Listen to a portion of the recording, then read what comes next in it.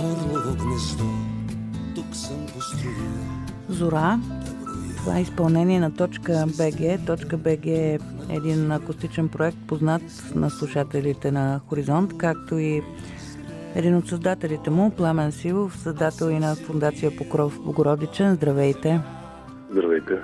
Хубав ден за нова среща с вас. Говорили сме за тези важните неща, точно по такива празници с вас. Така ни се случва и не е случайно. Как се чувствате днес?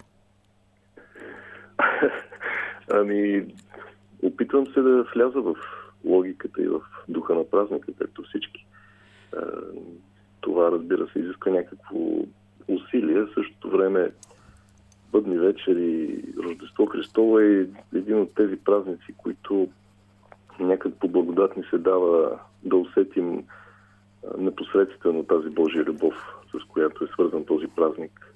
Дори по някакъв неведом начин хора, които дори нямат отношение към вярата, към християнството, дори само в уюта на домашното огнище и на това, че се събира семейството около трапезата, могат да усетят, без да могат да я назоват и да разберат тази любов, която строи между хората и между хората и Бога. Така че това е атмосферата, към която всички ние ще се приобщим, надявам се, в тази вечер. Изисква ли усилие да влезем в логиката на празника, както го определихте? Всички хубави неща изискват усилие. Въпреки че въплъщението на Бога, тази велика милост, която Бог проявява към света, ни е дадена даром. За да разберем и за да я приемем, от нас се изиска поне да кажем едно да. Поне да успеем да коленичим. Както казва Веримцев, пространството между Бога и човека е толкова малко, че има място само колкото да коленичиш. Така че от нас се иска наистина едно притихване най-вече в тези моменти. Всичко, което е отвъд Джингъл Белс, Хо-хо-хо и така нататък, всичко това трябва в един момент да спре, да отпадне, за да можем да душата ни, която ние така сме забравили, като че носим и че притежаваме, да може да я усетим собствената си душа и дай Боже да можем да я отворим вратите на тази душа, за да влезе в нея тази светлина. Май ни е трудно да замълчим пред хо-хо-хо. Доста шумно е. Винаги е било трудно. От самото начало е било трудно.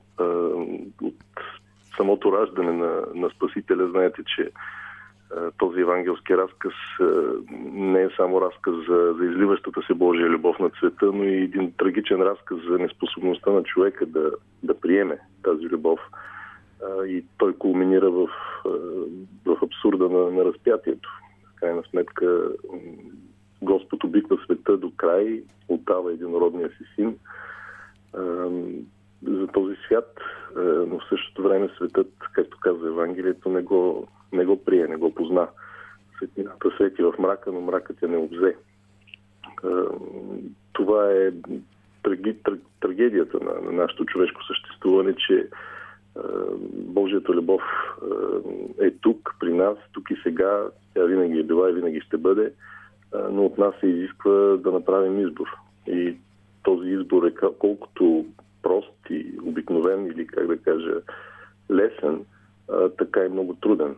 Още повече, че падналата ни природа е склонна да замъглява избора и да не го виждаме.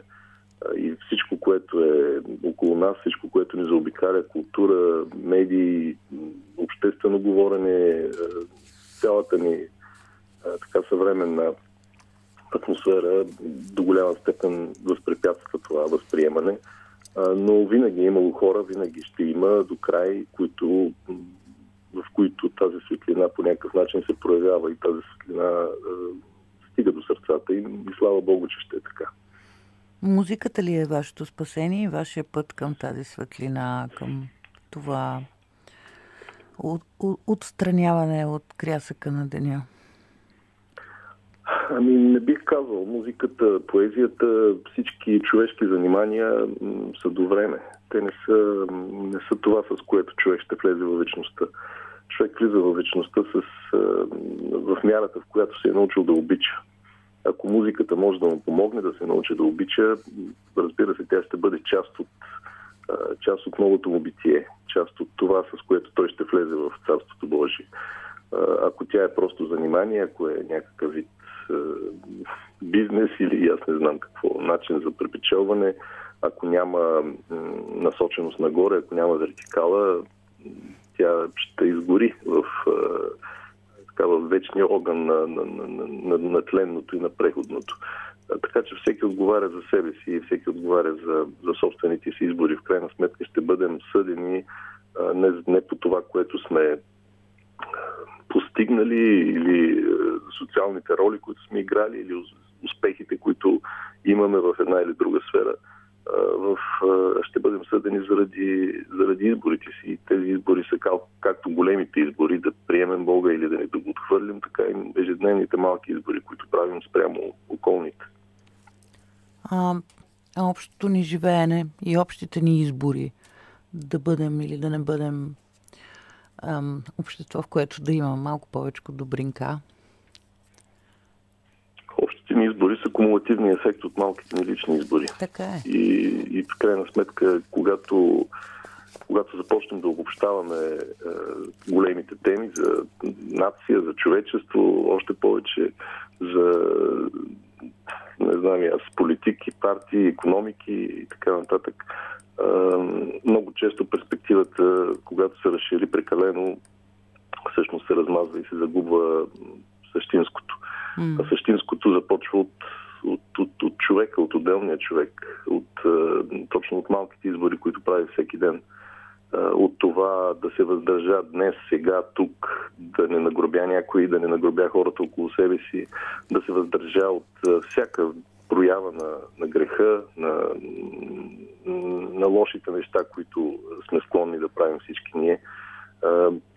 Те не винаги са свързани с някакви чудовищни престъпления, но от всяка малка погрешна стъпка всички светилци на църквата казват, че където в човешкото сърце, ако влезе един бяс, той винаги води още 50 бяса след себе си. Така че нещата са верижно навързани и наистина големите промени и големите трагедии и големите постижения на отделните нации са свързани с личния избор, който всеки един от нас прави. Това, което може би драматично ми липсва в момента, е това да видим някакви примери в лидерите на нашето общество, на тези, които са най-видими, начело, да видим някакви примери ако не на велики саможертви, то поне на елементарна почтенност. Понякога това също е достатъчно, за да се установи някаква, все пак, що годе приемлива атмосфера в обществото. И в начина, по който то се изговаря, и в начина, по който то действа. Оттам нататък мисля, че бихме се справили успешно и с най-големите проблеми. Ако говорим за корупция, тая корупция, която означава разяждане, развала, самата дума, тази корупция започва от малките компромиси, които правим, за да се стигне до големите проблеми. Защото когато един човек е склонен да направи малък компромис, изкачвайки се по обществената стълбица, той в един момент този малък компромис ще повлече след себе си много по-големи последствия.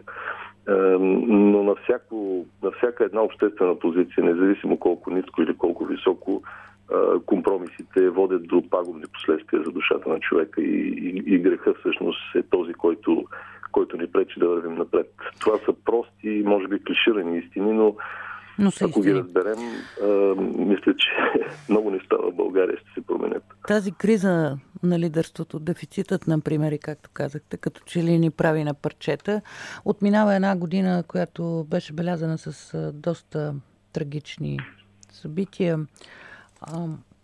Какво да си пожелаем, освен да поканите също така и на вашия концерт на 10 януари, ако не се лъжа?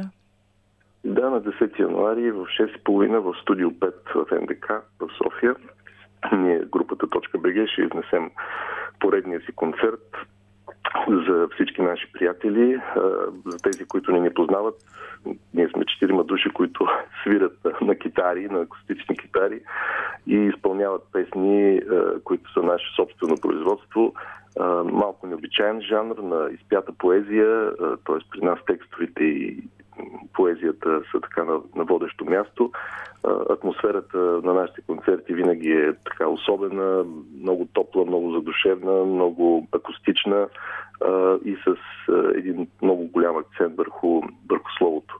Така че всеки, който има отношение към словото и към хубавата музика и хубавия звук на китарите, е добре дошъл. Човек влиза в вечността с мярата, с която се е научил да обича. Харесвам това за край на нашия разговор.